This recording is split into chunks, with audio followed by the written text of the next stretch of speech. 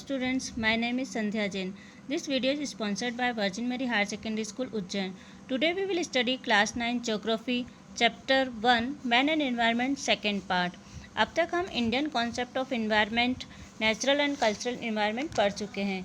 आज हम resources of natural environment, relationship of man and environment and third one रहेगा आपका टाइप्स ऑफ इन्वायरमेंटल पॉल्यूशन पढ़ेंगे।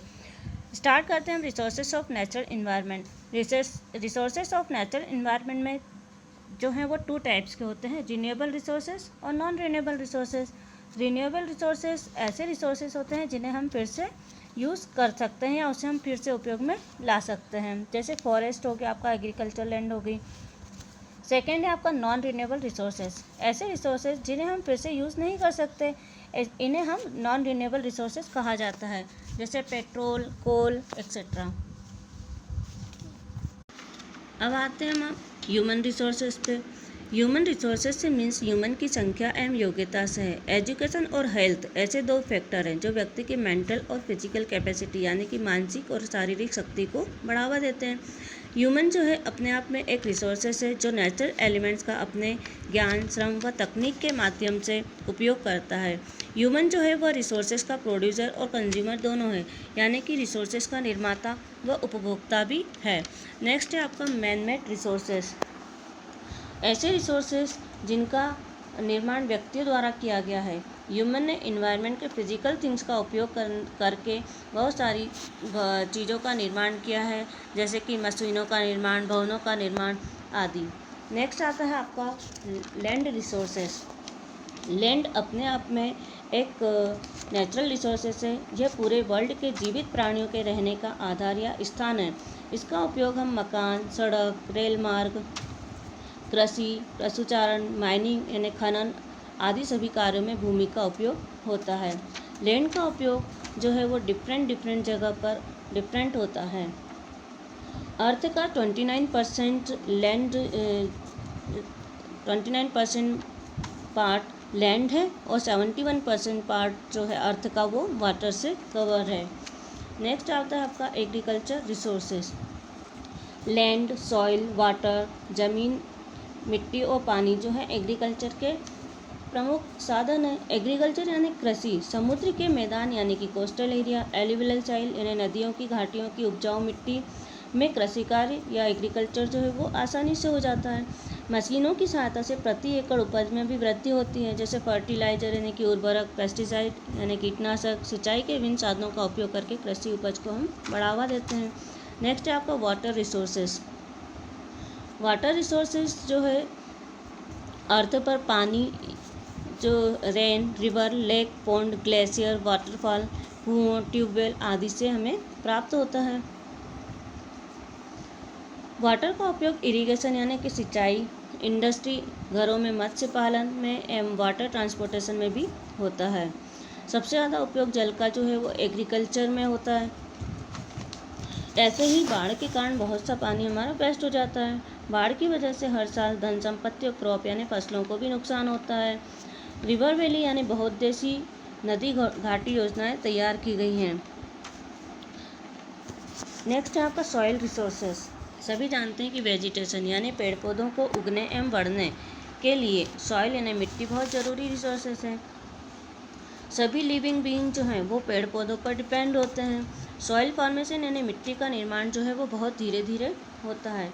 इसके निर्माण में टाइप्स ऑफ रॉक, जलवायु, भूमि का स्लोप यानी कि ढाल, टाइप्स ऑफ वेजिटेशन आदि का उपयोग भी होता है, जिसकी वजह से फर्टिलिटी ऑफ सॉइल जो है वो डिपेंड करती है। नेक्स्ट है आपका फॉरेस्ट रिसोर्सेज। विश्व का जो है कुल 30% भाग फॉरेस्ट से कवर है। फॉरेस्ट वहाँ पाए जाते हैं जहाँ वर्षा जो है वो पर्याप्त मात्रा में होती है। फॉरेस्ट सूखे और ठंडे प्रदेशों में नहीं उगते हैं।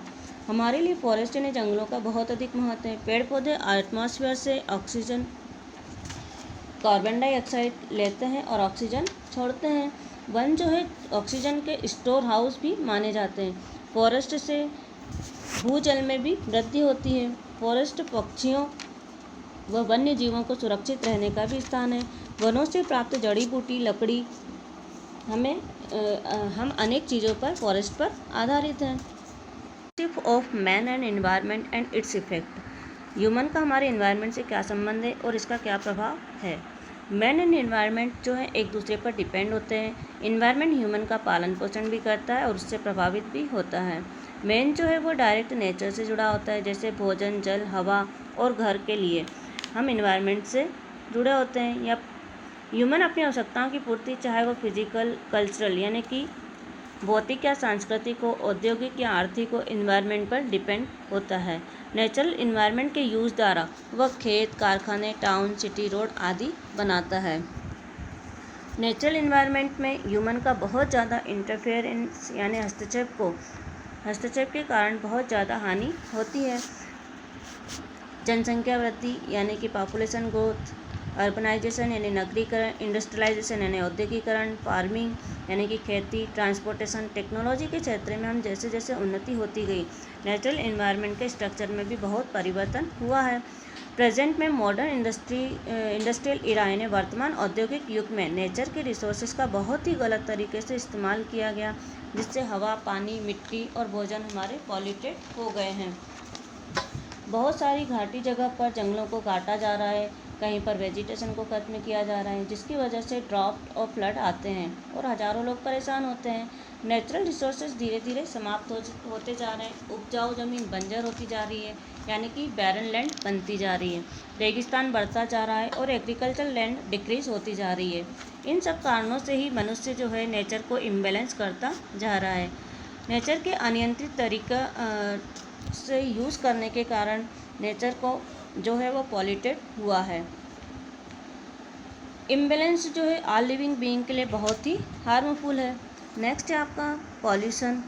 जब इन्वायरमेंट के नेचुरल स्टेट में या प्राकृतिक संरचना में अनवांटेड यानी अवांछनीय चेंजेस किया जाता है, इसे ही इन्वायरमेंट पॉल्यूशन कहा जाता है।